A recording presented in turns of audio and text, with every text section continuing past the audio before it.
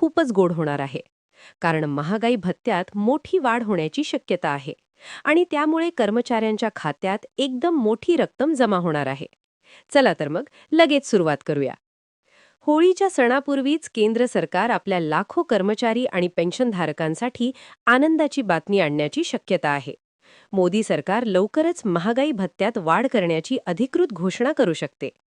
कामदार ब्युरोच्या ताज्या आकडेवारीनुसार यावेळी महागाई भत्त्यात 2% वाढ निश्चित मानली जात आहे.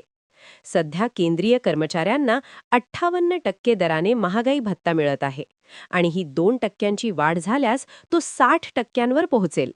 ही वाढ 1 जानेवारी 2026 पासून लागू होईल अशी अपेक्षा आहे. All India consumer price index म्हणजेच AICPIWच्या डिसेंबर 2025च्या आकडेवारीनुसार निर्देशांक 148.2 वर स्थिर राहिल्यामुळे ही 2% वाढ तांत्रिकदृष्ट्या निश्चित झालेली आहे. पंतप्रधान नरेंद्र मोदी यांच्या अध्यक्षतेखाली मार्च 2026च्या सुरुवातीला होणाऱ्या कॅबिनेट बैठकीत या प्रस्तावाला मंजुरी मिळण्याची दाट शक्यता आहे.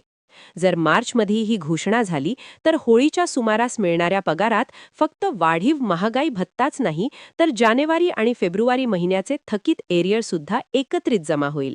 सणासुदीच्या काळात खात्यात येणारी ही मोठी रक्कम कर्मचाऱ्यांसाठी खूप मोठा दिलासा ठरणार आहे. ही वाढ पूर्णपणे 7व्या वेतन आयोगाच्या शिफारसीनुसारच केली जाणार आहे. 8व्या वेतन आयोगाबाबत अद्याप सरकारकडून कोणतीही अधिकृत घोषणा झालेली नाही.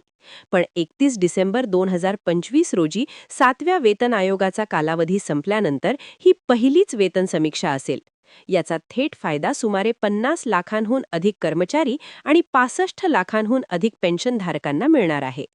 मित्रांनो, अशाच महत्त्वाच्या आणि ताज्या अपडेट्ससाठी चॅनलला सबस्क्राईब करा, बेल आयकॉन दाबा आणि कमेंटमध्ये तुमची प्रतिक्रिया नक्की सांगा. पुन्हा भेटू अशाच एका नवीन व्हिडिओमध्ये.